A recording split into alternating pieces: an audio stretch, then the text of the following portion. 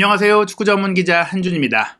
마침내 기다렸던 김민재 선수의 바이에른 뮌헨 데뷔전이 지금 막 끝났습니다. J리그 클럽 가와사키 프론탈레와의 경기에 전격 선발 출전해 45분을 소화했는데요. 토마스 투엘 감독이 이날 경기 도중에 김민재 선수의 플레이를 보고 기립박수를 보낼 정도로 나폴리에서 봤던 그 모습 그대로 선보이며 첫 단추를 꿰었습니다. 과연 김민재 선수의 활약 어땠는지 주요 장면들 상세하게 살펴보도록 하겠습니다. 우선 이날 선발 출전한 선수들 4-2-3-1 포메이션으로 투헬 감독이 구성을 했는데요. 최근 토트넘 허스퍼가 관심을 갖고 있다. 케인 선수를 바이에른 뮌헨에 내주면서 데려오려고 한다라는 제2의 음바페 프랑스 유망주 마티스텔이 최전방 공격수로 배치됐고요. 2선 공격수로는 세르주 그나브리, 자말 무시알라, 르로이 사네가 배치됐습니다. 더블식스라고 하죠. 두 명의 중앙 미드필더로 라이머와 요슈아 키미가 배치가 됐고요. 포백 라인은 알폰소 데이비스, 김민재, 벤자맹 파바르, 누사이르, 마즈라이로 포백이 구성됐습니다. 얀 존머가 골문을 지켰는데요. 김민재 선수 이 애초에 이 통계 매체 표기로서는 오른쪽 센터백으로 배치가 됐지만 아시다시피 오른쪽 풀백과 오른쪽 센터백을 보는 파바르가 이제 오른쪽에 배치가 됐고 김민재 선수가 알폰소 데이비스가 전진했을 때 그 뒷공간을 커버하는 플레이 이것들을 기대했고 투엘 감독도 김민재 선수를 왼쪽 센터백 자원으로 보고 영입했다라고 했었잖아요. 김민재 선수는 왼쪽 센터백으로 배치가 됐습니다. 우파메카노와 더 리흐트는 벤치에서 대기했고 후반전에 출전을 하게 됐는데요. 이번 경기 사디오 마네 선수가 벤치에 앉아 있었지만 명단에는 빠졌습니다.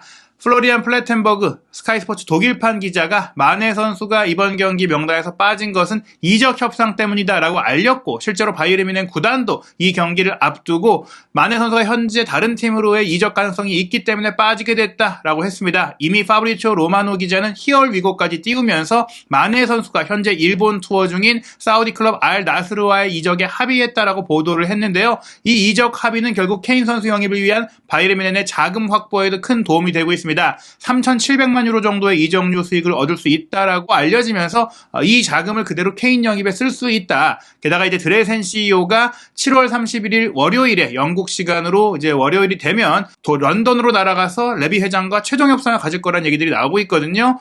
이 경기 역시 이 마티스텔 선수가 사실은 조금 전방에서 아쉬운 플레이, 아쉬운 결정력을 보였기 때문에 케인 선수의 필요성이 너무나 많이 언급되는 그런 경기였어요. 가와사키에도 반가운 선수가 있었습니다. 바로 2014년 브라질 월드컵에서 한국 대표팀의 골문을 지켰던 정성용 선수가 선발 출전했는데요. 가와사키가 J리그로 우승할 때도 핵심 멤버였고 최근에 파리 생제르맹과 세레소 오사카의 경기에서도 FC 서울 출신 골키퍼 양한빈 선수가 최후방을 지켰었잖아요. 많은 한국 선수들이 J리그에서 활약을 하고 있는데 정성용 선수도 이날 양팀 선수들이 함께 단체 사진을 찍을 때 김민재 선수와 나란히 서서 또 환하게 웃으면서 사진을 찍는 모습들이 있었습니다. 가와사키는 4-3-3 포메이션으로 경기를 했고 3명의 빠르고 압박이 좋은 공격수들을 배치해서 신속한 역습을 펼쳤는데요. 사실 이날 경기 가와사키도 좋은 공격 장면을 많이 만들었는데 결국 득점하지 못했거든요. 김민재 선수에게 차단됐기 때문이었습니다. 파리 생제르맹이 세레소와의 경기 3-2로 역전패를 하면서 이미 시즌을 치르고 있는 J리그 팀들이 아무래도 경기 감각이라든지 경기력이 좋았고 또 홈 경기인데다가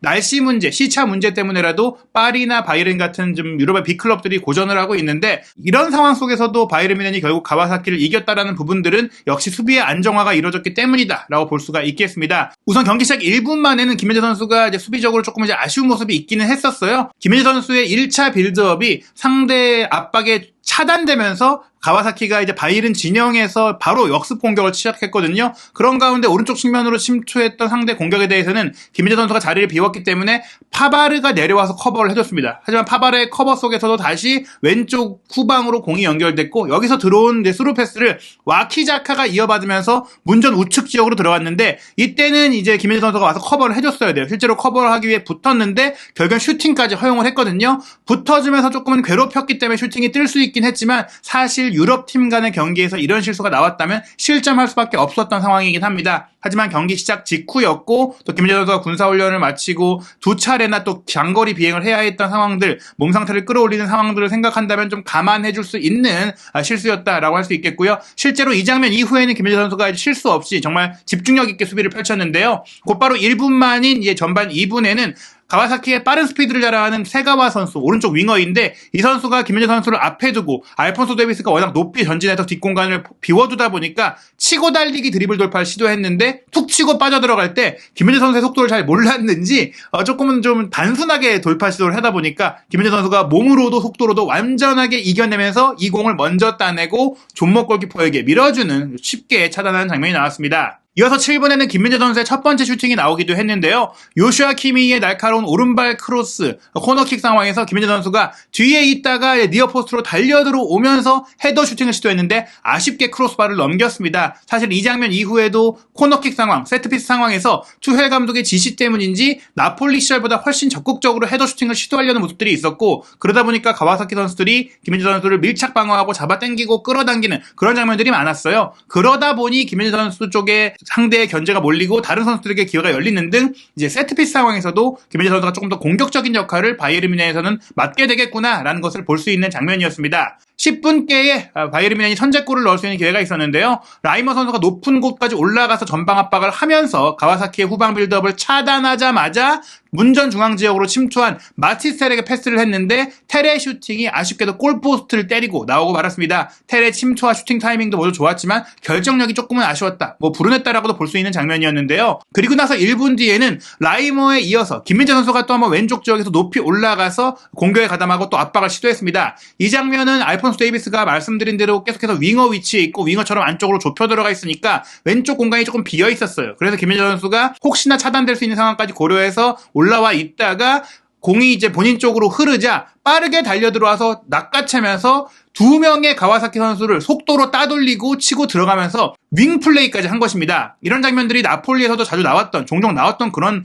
플레이인데요. 김민재 선수가 왼쪽 센터백뿐 아니라 레프트백 혹은 레프트 윙어 영역까지 이제 확장해서 플레이를 하고 영향력을 미치는데, 여기서 날카로운 컷백을 마티스텔이 문전에서 이제 침투하면서 슈팅까지 가져갔지만 정성용 선수의 선방에 막히면서 아쉽게도 김민재 선수의 도움이 될 수 있었던 장면이 무산이 됐어요. 이 장면을 현지 중계에서도 계속해서 리플레이로 보여줄 정도로 김민재 선수가 센터백인데 마치 이제 등번호 3번, 과거 3번의 주인공이었던 프랑스 대표 왼쪽 윙백인 리자라지처럼 공격을 가담하는 그런 모습들을 보였기 때문에 화제가 됐는데, 실제로 이 장면 직후에 클로즈업된 장면에서 투헬 감독이 벌떡 일어서서 기립박수를 보내는 장면까지 나왔습니다. 투헬 감독 아마 이런 면들 때문에 김민재 선수를 원했을 것 같은데요. 23분에는 김민재 선수가 후방 지역에서 날카로운 이제 스루 패스를 마티스텔 쪽으로 바로 보냈어요. 미드필드를 통과해서 곧바로 공격수에게 배달하는 과감한 스루 패스를 시도하면서 이제 공격 상황을 이끌어냈는데, 아쉽게도 텔 선수가 이 공을 트래핑하는 과정에서 조금 공이 길어지면서 차단이 됐지만 김민재 선수의 이런 능력을 볼 수 있는 또 하나의 장면이었습니다. 24분에는 가와사키 선수들, 분명히 일본 선수들 특유의 공간 침투와 스루 패스 공격이 좋았는데, 날카로운 스루 패스가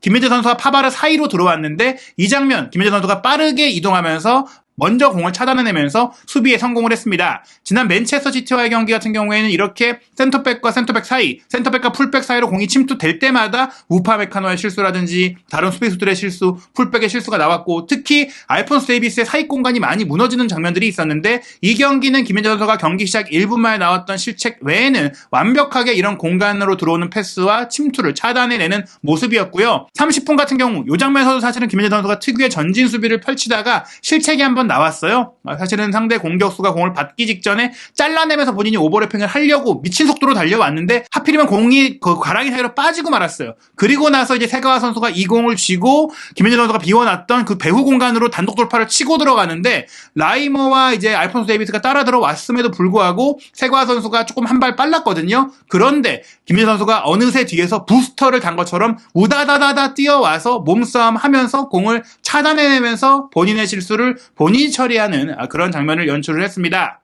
43분 바이에른 뮌헨이 또 한 번 득점을 위한 기회를 만들었는데요. 이번에도 알폰소 데이비스가 왼쪽 높은 위치까지 올라가서 윙 플레이를 하면서 수비를 몰아놓고 중앙 미드필더인 키미히가 전진하자 여기에 패스를 줬고요. 키미히가 오른발 가마차기 중거리 슈팅을 시도했으나 아쉽게도 골문을 넘기고 말았습니다. 45분에는 텔 선수가 이제 9번 공격수로서 기점 역할을 하면서 사네에게 내주고, 사네가 스루 패스 내주고, 그나브리가 배우로 들어가면서 컷백을 내주고, 다시 텔이 이 공을 받아서 슈팅까지 연결했는데 골대 옆으로 빗나갔어요. 사실은 골키퍼와 1대1 기회였고 충분한 여유가 있었기 때문에 수비수가 본인에게 붙어있지 않았기 때문에 해결했어야 하는 장면인데 무산되면서 결국 전반전은 0대0으로 끝났습니다. 전반전 기록 살펴보면 68%로 바이에른 뮌헨이 압도적인 볼 점유율로 주도를 했는데 슈팅 숫자가 11대2였음에도 불구하고 유효 슈팅은 1대0에 불과했다. 결국에는 많은 공격 기회에도 불구하고 결정력에 문제가 있었고 빅찬스도 2개나 있었는데 2개를 모두 놓치면서 케인 선수가 왜 필요한지 사실 이날 경기의 반응들 저희도 김민재 선수에 대한 반응을 좀 보기 위해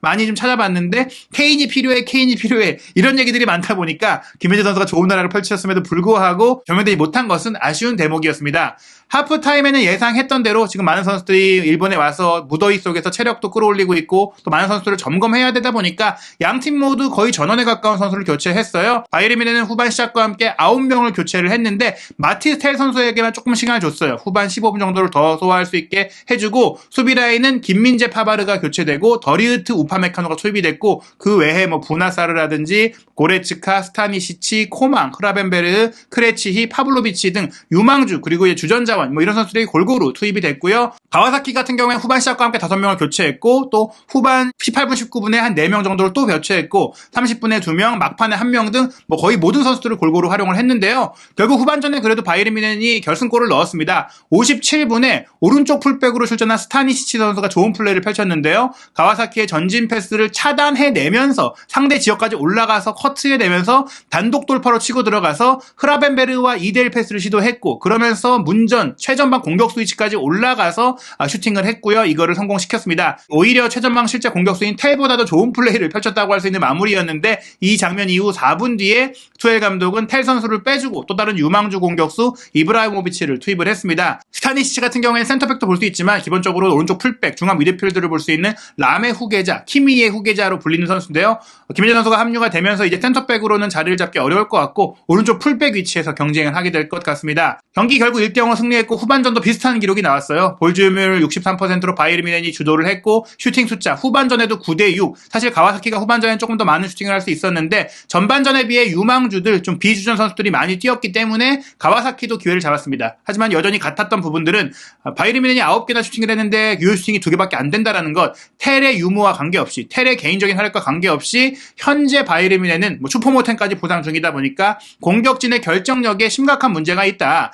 4차례의 빅찬스 중에 하나를 골로 연결하긴 했지만 3차례를 놓쳤고 또 골대를 강타한 장면도 하나가 있었거든요. 역시 이제 김민재 선수가 합류하면서 수비적인 부분에 대해서는 보완이 됐지만 최전방 공격진, 득점력, 결정력, 문전 파괴력에 있어서는 보강, 영입이 필요하다는 것이 확실해졌습니다. 이 경기를 통해서 바이에른 뮌헨이 해리 케인 영입 협상에서 조금 더 이제 투자와 심혈을 기울이지 않을까 생각이 됩니다. 바이에른 뮌헨의 아시아 투어 일정은 아직 끝나지 않았는데요. 이제 일본 투어는 마무리가 됐고 싱가포르로 이동해서 리버풀과 빅매치를 치르게 됩니다. 한국 시간으로 8월 2일 수요일 저녁 8시 30분에 킥오프 하는데요. 김민재 선수가 가와사키와의 경기를 통해서 몸 상태 문제 없고 경기 감각과 체력까지 끌어올렸기 때문에 아마도 리버풀과의 경기는 주전 조합이라고 할 수 있는 더리우트 김민재 센터백 라인의 플레이를 볼 수 있지 않을까 생각이 되고 이 경기까지는 아무래도 일정이 촉박하다 보니까 마티스 텔 선수를 더 지켜봐야 될 것 같고 케인 선수가 오기는 어렵거든요. 다만 이 경기를 전후로 케인 선수의 바이에른 뮌헨 이적 과정 협상이 마무리되지 않을까 싶고요. 8월 8일 화요일에는 바이에른 뮌헨이 이제 안방으로 돌아가서 AS 모나코와 출정식 경기를 치르게 됩니다. 한국 시간으로는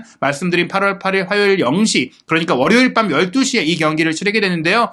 과연 이때는 투엘 감독이 마지막 퍼즐 조각을 확보하면서 2023-2024 시즌 트래블을 이루고 싶다라는 김민재 선수의 꿈과 야망을 달성할 수 있을지 궁금해집니다. 그리고 공식 경기도 곧바로 이어지죠. 8월 13일 새벽 3시 45분에 지난 시즌 분데스리가 우승팀 바이에른 뮌헨 그리고 DFB 포칼 우승팀인 라이프치히의 맞대결, 김민재 선수의 바이에른 뮌헨 공식 데뷔전은 이 경기가 될 전망입니다. 김민재 선수 바이에른 뮌헨에서의 위대한 도전, 모든 이야기 한준TV에서 확인하시기 바랍니다.